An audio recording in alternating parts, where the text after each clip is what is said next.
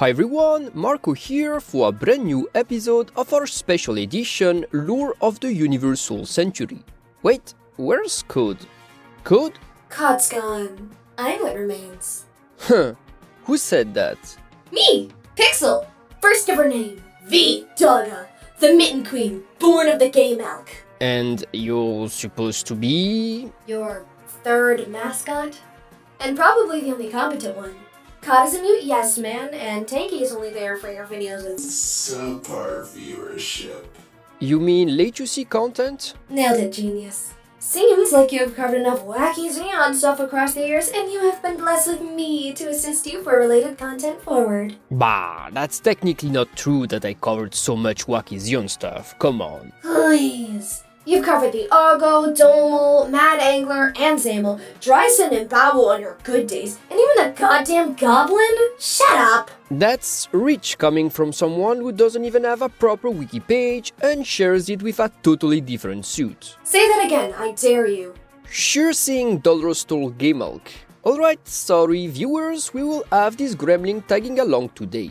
Today we're going across the entire UC 80s and UC 90s in an attempt to answer a particular question, which is...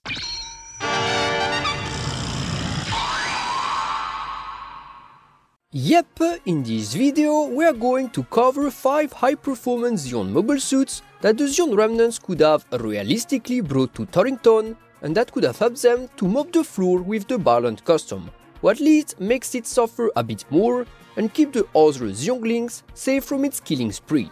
But let's start from the beginning. What is the Byarlant Custom exactly?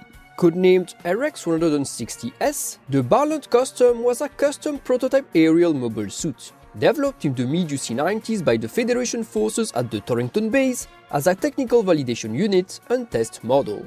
A retrofitted old Byarlant recaptured from Titans-derived black marketeers of the Devil Nest in UC 94 and towed back to Torrington, the Byarlant Custom was thus an extensively modified form of this group's era model, modified and enhanced by the base technicians as part of the local, so-called Mobile Suit Independent Flight-Capable Plan.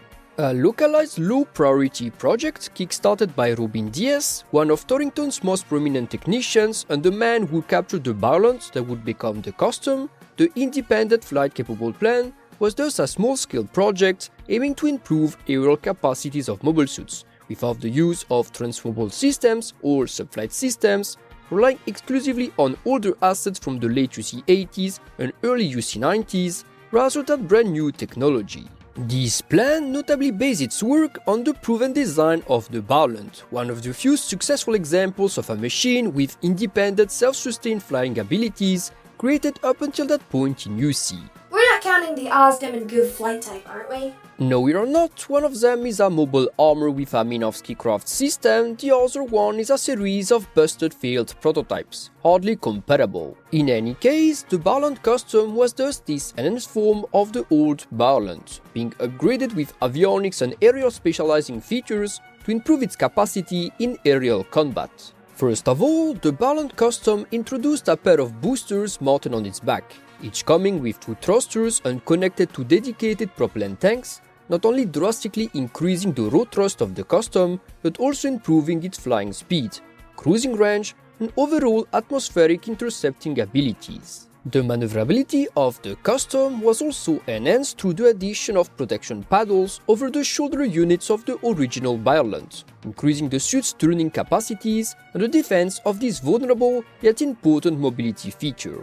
Now, the Byarlant Custom was also a suit that was polished and finalized by reusing old leftover parts and warehouse-sealed units tracing back from the Grips War, most prominently former Titans units that were now shunned to use for the Federation forces. The Byarlant signature 3-hand manipulators, The chicken hands!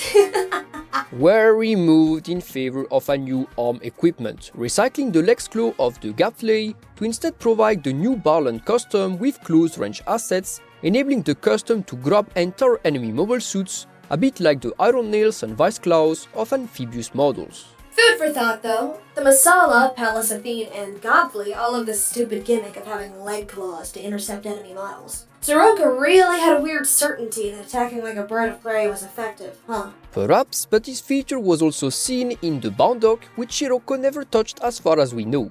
Speaking of Bandok, the Byarlant Custom also introduced related spare parts from it, using the calf pieces of its claw legs as stabilizing parts of the Byarlant legs, improving its three-dimensional maneuverability in aerial close-range combat and giving it additional leg weapons as well. Now, icing on the cake, the Byarlant Custom did not lag behind its predecessor when it came to mid-range combat, with the original pincer manipulators, each with an inbuilt megaparticle cannon, being removed, yes, but only to be replaced with another mid-range asset complementing the gapflake claws. This weapon was a pair of output-adjustable megaparticle cannons, capable of firing high-output beams for long-range combat, or reducing the convergence and increasing its firing rate to function as beam machine guns for optimal suppressive fire, while also being able to emit standard stable beam blades to use as regular beam sabers. Aside from this renewed arsenal, chimeric design, and enhanced aerial capabilities,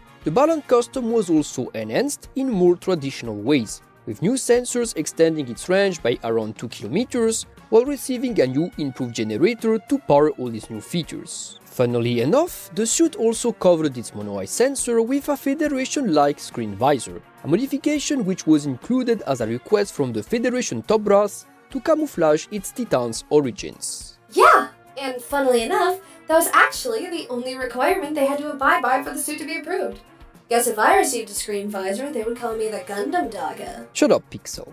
In terms of deployment history, the Byarlant Custom would undergo development from UC-95 to UC-96, with a successor enhanced second unit, the Byarlant Custom Unit 2, being also produced and assembled there, although that unit would focus as an atmospheric dominance asset, reintroducing many standard features such as hand manipulators and fewer chimeric parts than its predecessor.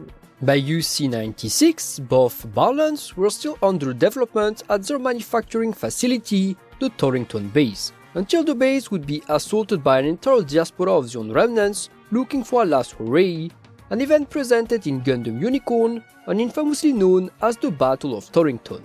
Although Unit 2 would suffer from a startup error and would only be able to provide loose fire support during the battle, Unit 1 would be able to take off properly and reach the skies, bursting from its hangar to defend the base against the remnants. There, the custom Unit 1 with Robin DS in the cockpit would rack a monstrous kill count compared to the rest of the base units, spraying a Zaku Marino to death with its beam machine gun fire, taking off then destroying a Kapul, another Zaku Mariner, a Zogok, before returning to the ground to slam a Zizuru to death against a wall. The Byarlant would then happily fly around again, evading a Zaku Cannon missile barrage before engaging a Galus J, Desert Gelgog and a Marasai in aerial combat, and butcher them all despite them having sniper support. Now in that case, the Byarlant butchered one-year war era suits, but also contemporary machines from the Grips era, like the Marasai and Galus, and even modern machines like the Zizulu. Now, could the Zion remnants have, realistically, brought around suits that could have spared them this carnage, duel the Byarlant in better conditions to a stalemate, at least, or at the very least keep it at bay from turning the tide of the fight? Yup, in this video, we are going to present 5 units that could have done that job, presenting their assets, how they could have changed the fight, and more importantly, explain how plausible would their presence at Torrington be, aka how the Zions could have realistically acquired them. Well, that's enough setting for today. Let's cover our 5 Byarlant Custom counters. The Byarlant Custom. A flying mobile suit capable of achieving air superiority, flying around in the sky, escaping the range of its enemies and picking them in long-range combat, before dismembering them at the most opportune moment, butchering them, before flying away to avoid being cornered by the enemy's numbers or firepower. As you can easily see, the Byarlant Custom's main advantage during the Battle of Torrington was its ability to switch from an aerial asset to a ground dweller at will, giving it an additional degree of liberty compared to all the Zion suits present, most of which could only try to clumsily ascend with their thrusters to try to engage it when in the air. Now, wouldn't it be convenient if there was a Neozeon suit that, much like the Byarlant, was also designed with aerial combat in mind, and could just try to go toe-to-toe with the Custom on the ground, but also in the air, matching its capacities in both terrains? Well, meet the AMS 119F Sturm Doga, a derivative of the Doga line, specifically for aerial combat and prolonged self-sustained flight, introduced by newborn Neozeon in the early UC90s. A machine introduced as an upgrade plan of the Gyra Doga, the Sturm Doga was a machine sharing many characteristics with its parent suit, notably featuring a similar frame and spiked shoulder, but instead adopting a Zakuto-compliant shoulder shield on the other arm, providing it with decent defensive capabilities and overall reliability as a Doga variant. Now, of course, the prize jewel of the Sturm Doga was its back-mounted signature backpack, a long extension coupled with two large thrusters and two subverniers, providing this Doga fledgling with not only the capacity to reach incredible raw accelerations, but also to achieve self-sustained flight on its own, without transformation or subflight system. Summed up, a less aerodynamic alternative to the Byarlant Custom flying abilities through brushed raw thrust rather than carefully designed avionics. Ice on the cake, the Sturm Doga was still a fairly well-designed model when it came to its atmospheric performance, with its head being embedded in the chest to increase its aerodynamic profile. You mean that thing barely has a neck? Yes, Pixel, kinda no neck for it. Now, when it came to its firepower, the Sturm Doga was a bit of an interesting fellow. First of all, the Sturm Doga surprisingly ditched the use of regular hand manipulators, instead adopting dinosaur-like hands with 3 fingers. Why this change was adopted is not entirely known, although it is worth mentioning it enabled the Sturm Doga to handle 2 Sturmfaust together with this kind of weird hands, and thus allegedly being able to fire them at the same time while leaving the other arm free to use another weapon. This other weapon would instead be the Sturm Doga's signature machine gun launcher, a long rifle type weapon combining 2 Gyra Doga beam machine guns, the standard bottom-mounted grenade launcher, and something that resembles a 2-tube smoke discharger with one mounted on each side of the long rifle. Why exactly this weapon was made that long is not exactly certain, although it seems this rifle could be used as a grappling weapon through its other extremity, something similar to the Gafley signature Fedaian rifle. Now, another theory I foster is that this rifle was perhaps also capable of either firing high output beam shots than the regular Gyra Doga machine gun, or emitting beam blades from the rifle barrels, thus giving the Sturm Doga a sort of twin beam lancer, something similar to the one of the Jim Striker. Now about the strategy. How would a Sturm Doga be able to defeat the Byarlant Custom had it been brought to Torrington by the Remnants? Well, see, of all the mobile suits we will present in this video, the Sturm Doga is the only machine that kinda fills the exact same niche of the Byarlant line, aka a non-transferable and non-supplant system reliant aerial model. This means that the Doga could try to contest the Custom on the ground with its long rifle and Sturmfaust, but also pursue it in the sky should the Byarlant try to gain the high ground and actually engage in an aerial duel on an equal footing. Then why is the Sturm Doga in the 5th position? Well, if you ask me, the Sturm Doga still lags behind the Byarlant Custom in terms of core design and aerodynamics, but also in weaponries. While I don't doubt that the Sturm Doga could do well against the Byarlant, I could also see its impractical long rifle paling in comparison to the Byarlant Custom's inbuilt arsenal. Worse, I am pretty certain that it wouldn't be too hard for the Byarlant to critically damage the flight boosters of the Sturm Doga, making it plummet to the ground at worst, or at best just removing its flight-capable abilities. Now, the last question. How realistic and feasible would it be for the Remnants to have that thing at Torrington? Well, believe it or not, it would actually be quite plausible. Indeed, we know Anam Electronics produced 5 Sturm Dogas for newborn Neozeon in the early UC90s, although they were finally not deployed on Earth, and 2 were converted to space use and fielded during the Second Neozeon War. This means that by UC96 there are likely 3 flight-capable Sturm Dogas somewhere in the Earth sphere, and I am pretty certain the Sleeves would have the means to get their hands on one and give it to the Remnants. I mean, if these Zulus are on the team, I don't see why Sturm Dogas would be that harder. Even better, the Sturm Doga is also made primarily from the Gera Doga, which means that if it wasn't a gift, but something the Remnants had since UC93, it wouldn't be too hard for them to maintain it in good shape till UC96. Enough Sturm Doga, let's move to our second candidate, someone far bulkier. With the Sturm Doga, we've already touched the idea of countering the Byarlant Custom through a fight fire with fire approach, aka the assets capable of aerial combat. While we presented the idea of a machine filling the same niche as the Byarlant Custom and are later going to touch transformable assets, I propose now a pause to slightly rewatch the Battle of Torrington again and try to consider a different approach to neutralize the Byarlant Custom, or at least its bloody rampage. See, in this scene, we see that the Byarlant Custom is delayed in its rampage by a ground-to-air missile barrage, fired by the remnant Zaku cannon and possibly also the Regalus K, a barrage that doesn't endanger the Custom all that much, yes, but forces it to roam around the skies more carefully, and eventually buys time for the other remnants to assess the threat and prepare a grouped counterattack. Now imagine that instead of one Zaku cannon, there had been 4 such units. No, 6 units, hell, or even 10. You can say 50 too. No one will stop you. All firing similar missile volleys simultaneously at the Byarlant Custom. Hell, even add a couple of Zaku cannons with the Gatling equipment, supplementing these countless ground-to-air missiles with anti-air ballistic volleys.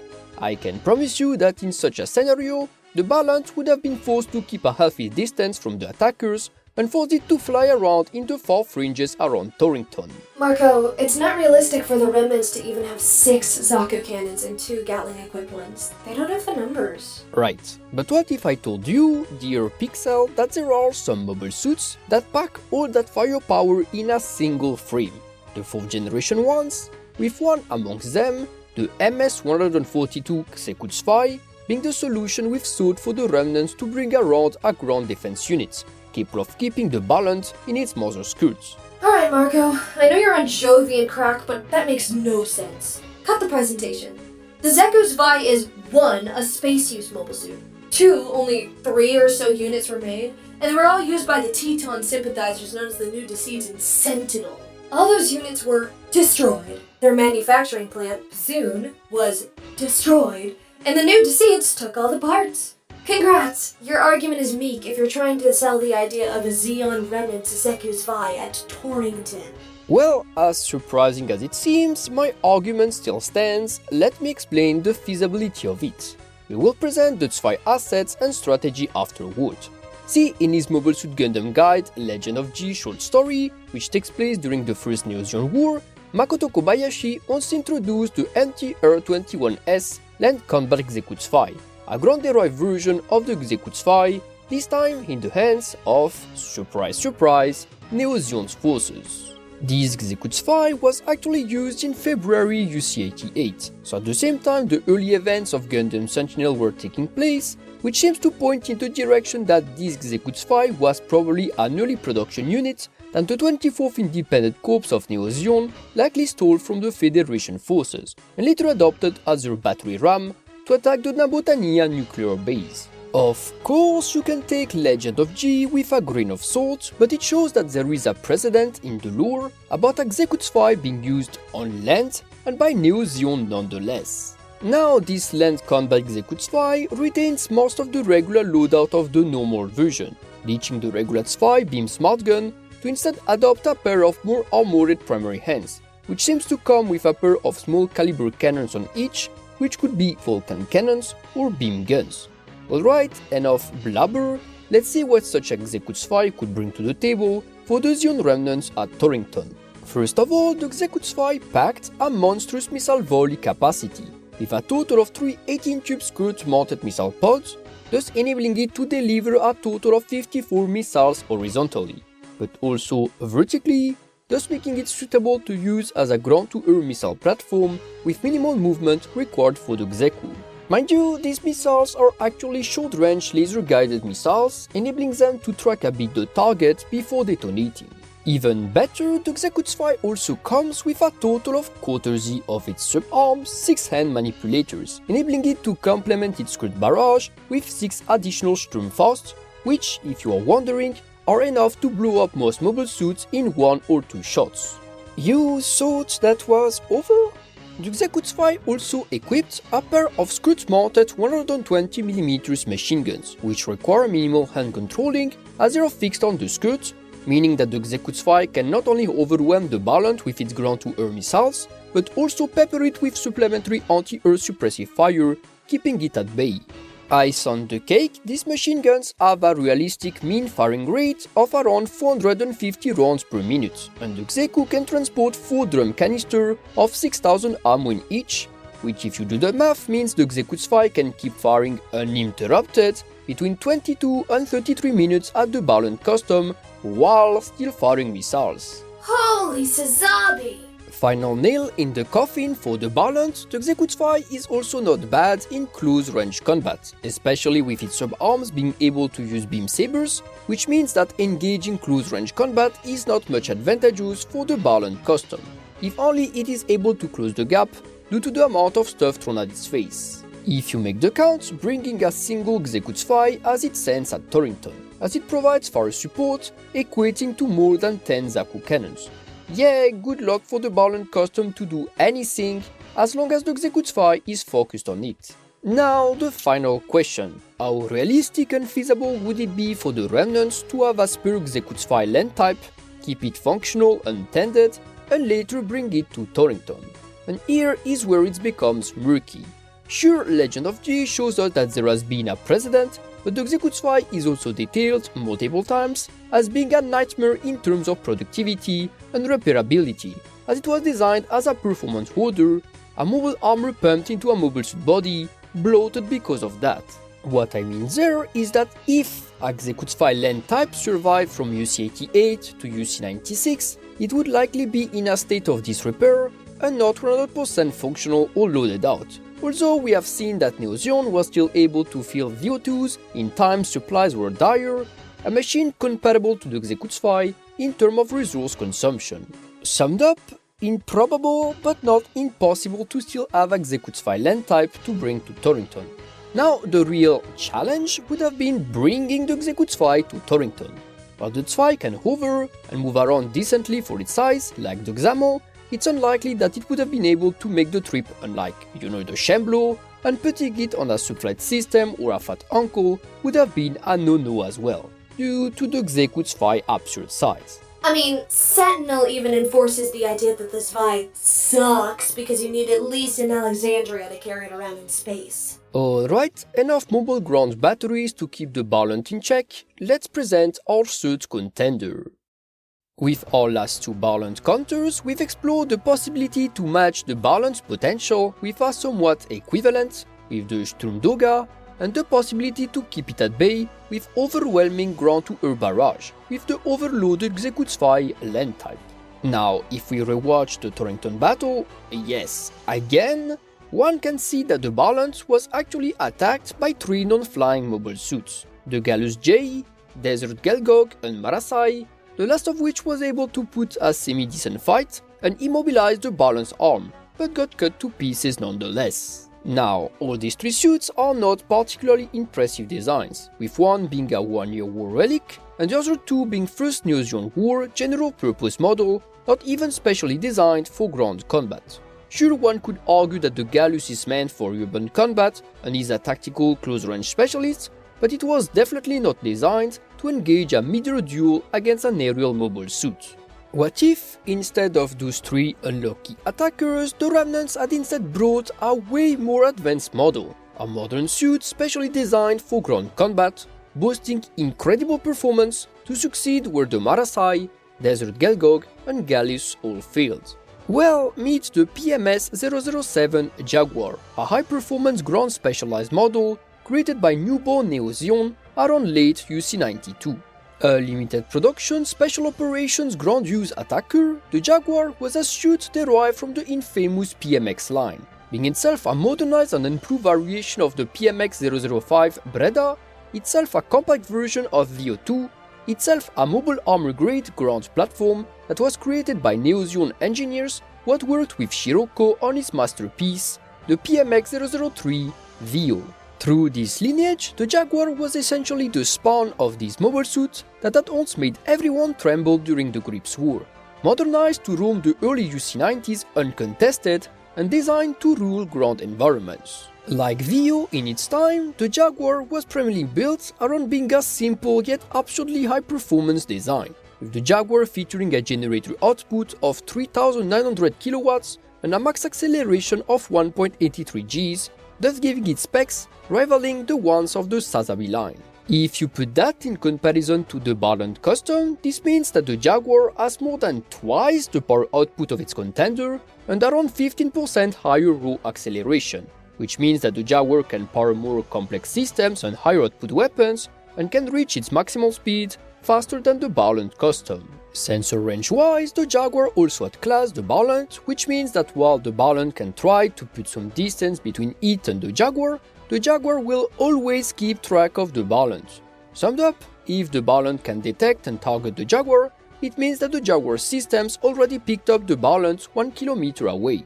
Even better, the Jaguar design also compartmentalized its propulsion in an intelligent way, with 2 primary thrusters, 4 equivalent subthrusters for stabilization, 6 additional units, and a total of 26 altitude control variants. This means that the Jaguar is not only extremely mobile on the ground and has excellent thrusts, but the distribution of that thrust is also top-notch, thus making the Jaguar very maneuverable, but also likely capable of rapidly rotating on its midline axis. What he's trying to say is that the Jaguar would be leagues better than the Gallus or Martesai in mid-range combat, and would likely outspeed, outrun, and clank around the Byarlant Custom. Thank you, Pixel.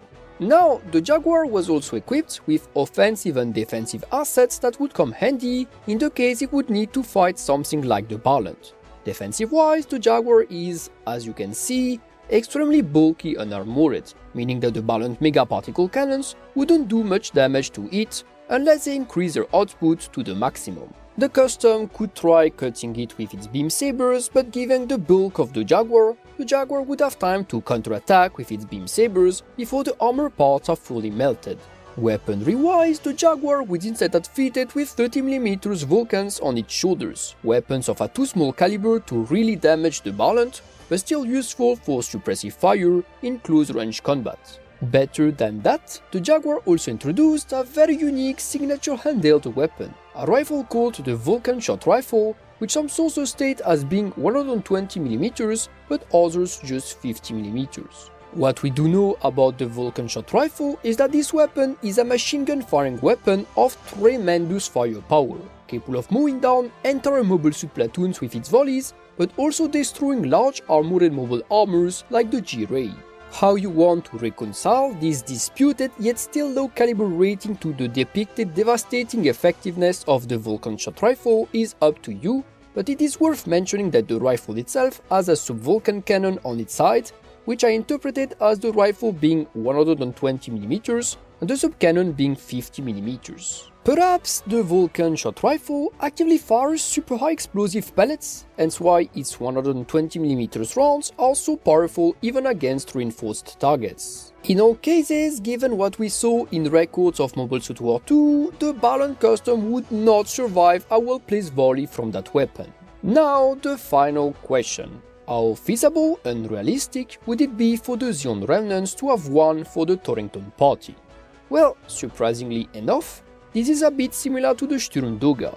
We know that the production of the Jaguar was a nightmare due to the design complexity and cost, but that 7 units were produced in UC92, with only 1 being ever accounted for, which means that there are 6 Jaguars, which the Remnants could have tried getting their hands on. Now, unlike the Xeku, the Jaguar is big, but not absurdly so bringing it over to Torrington is as feasible as the rest of the suits the Remnants brought. Finally, it's highly possible that maintaining a Jaguar would be rather difficult, given what we know of its production cost and design complexity. But hey, who knows?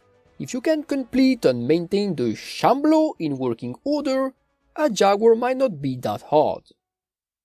Fourth Byarlant counter for today.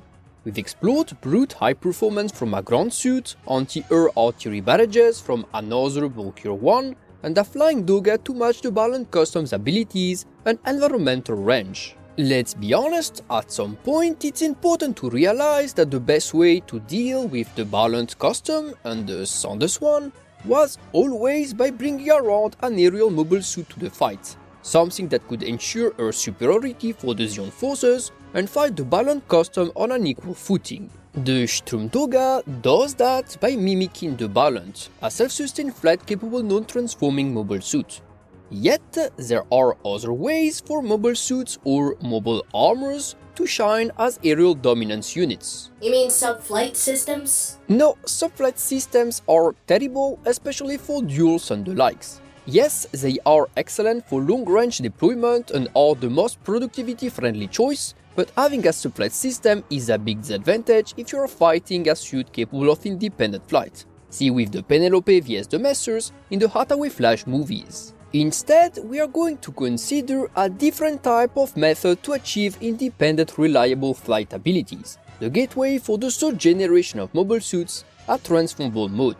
Now, when we are considering aerial dominance transformable models, one example comes to mind immediately. The Ashimar! No pixel, I meant the aplant. Now, for those not familiar with the aplant, that thing is a high-mobility transformable mobile armor, borderline new type use only, and capable of switching from a Voltron-like mobile suit mode to a high-speed atmospheric interceptor, relying on its two beam cannon-equipped wing binders to achieve aerial dominance. Now, the aplant was initially produced by the Oakland and Augusta Labs exclusively for the Titans, and although an entire line of aplants was successfully developed and produced during the Grips War, none of them were really acquired by Neo Zeon, despite having a later history alongside anti-Federation groups. I mean, Hamon's Neo Zeon pillaged Teton's armories on Earth during Double Zeta. There's bound to be some Neo Zeon Gaplants. Now, what if I told you there was a Neo Zeon-made successor to the Gaplant?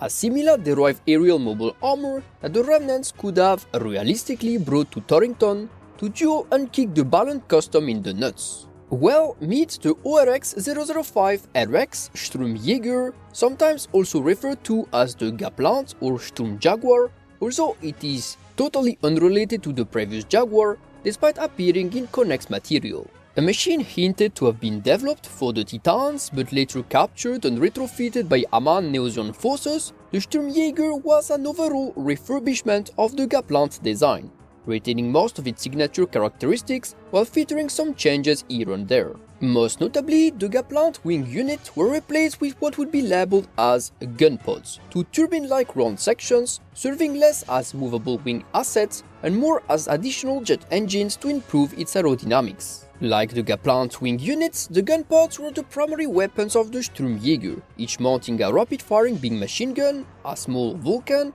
and a high-output beam cannon in their tip, alongside two supplementary Vulcan cannons on their sides, thus giving the Sturmjäger a variable arsenal to dogfight the enemy in the air or bombard ground targets. Much like its predecessor, the Sturmjäger could, of course, transform into a signature mobile armor mode, becoming a high-speed atmospheric interceptor with speed set to outclass not just regular jet fighters, but also the mass-produced variants of the Zeta Gundam, thus meaning its max acceleration likely stood over 1.94 Gs, well over the Byarlant Customs. Now, it is known that the Sturmjäger was less of a variable mobile armor than the Gaplant, being primarily built to fight as an aerial interceptor and rarely switch into mobile suit mode, but its performance in Revival of Zeon has shown the ability of the Sturmjäger to easily outmaneuver ground or air targets alike, outspeed enemies, and sneak under their noses, with some sources also hinting that the Sturmjäger equipped anti-radar paint.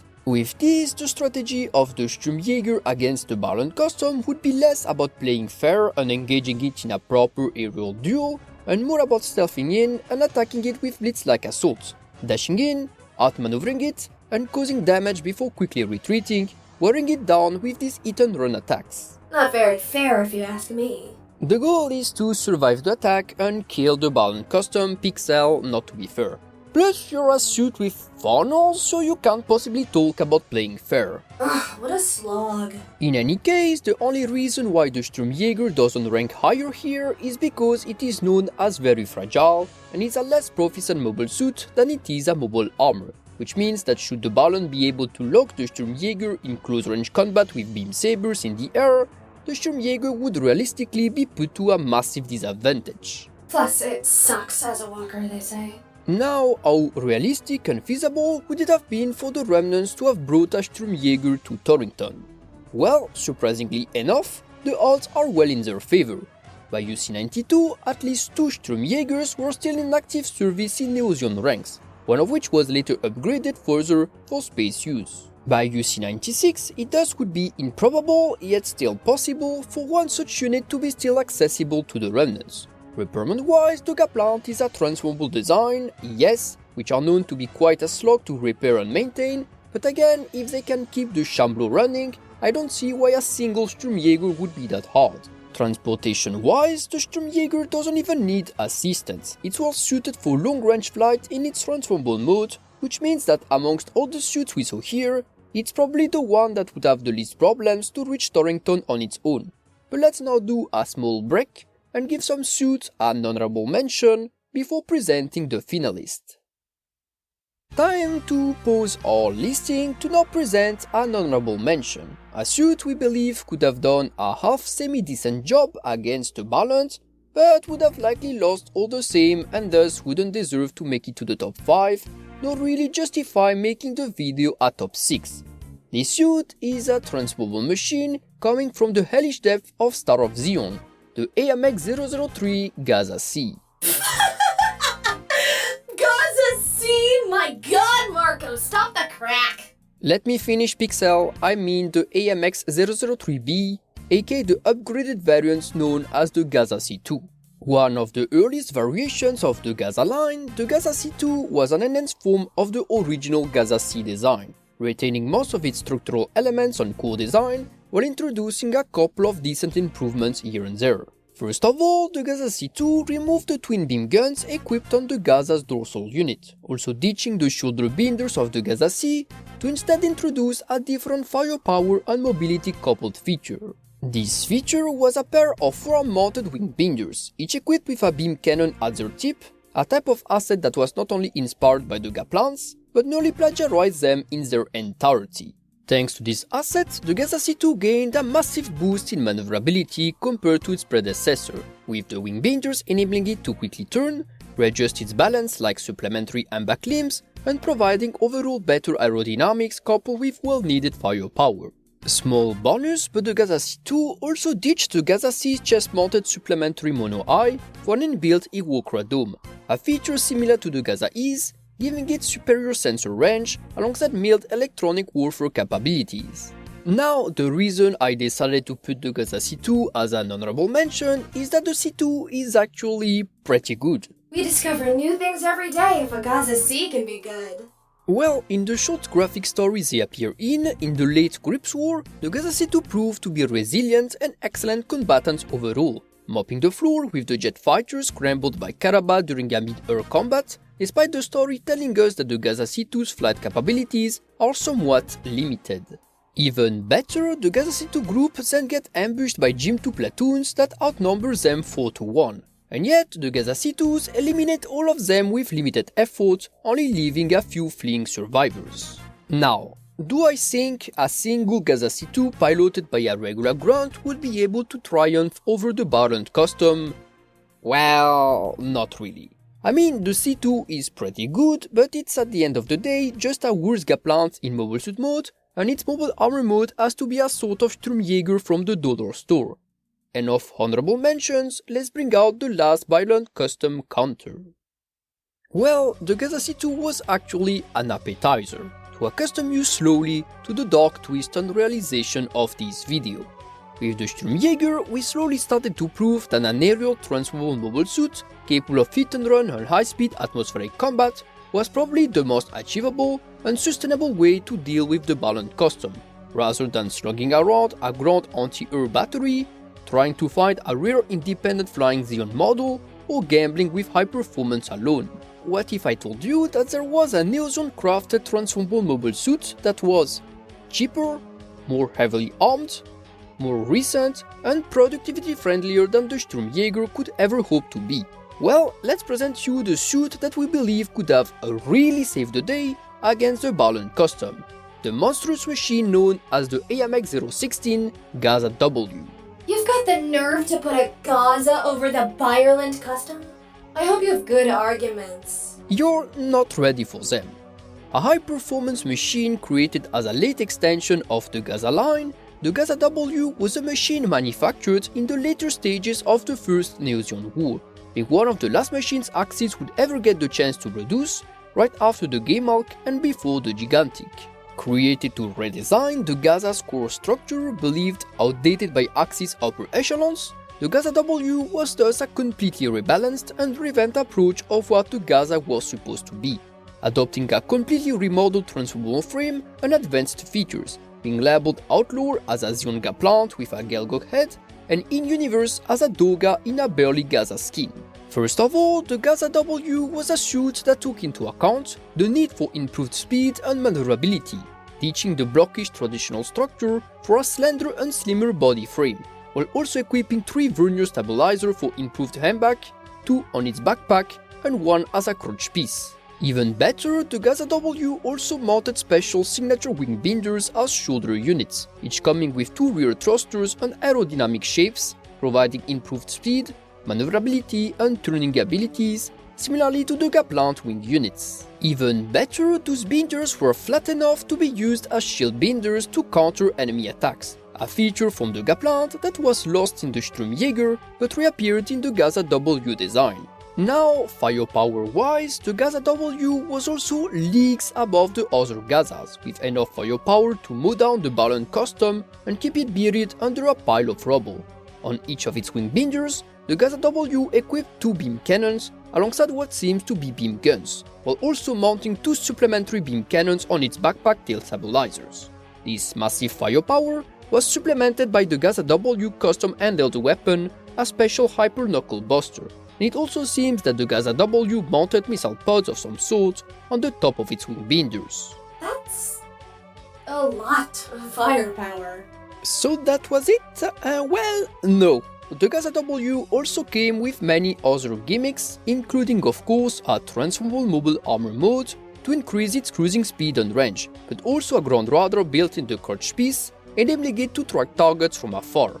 Now, even better, the Gaza W also mounted thermonuclear jet engines in each of its wing binders, enabling it to fly in the atmosphere on its own in either mobile suit mode or mobile armor mode, much like the original aplant.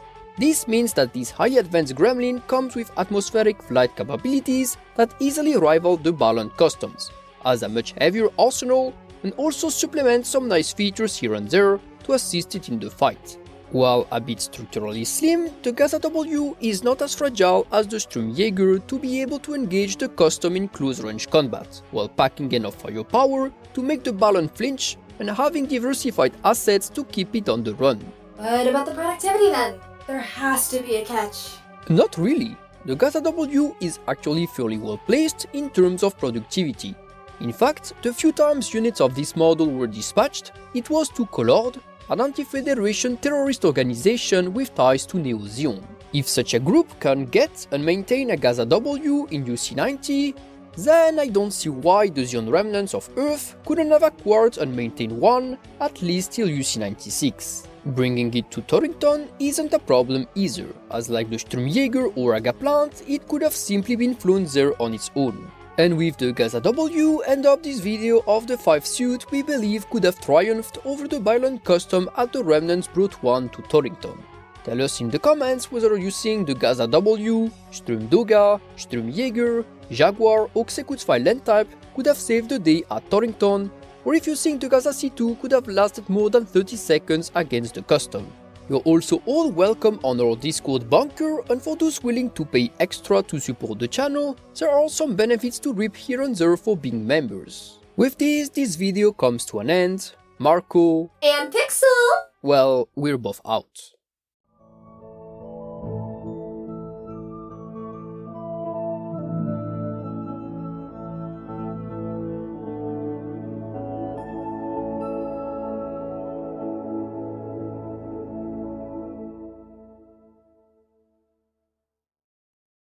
But who will survive?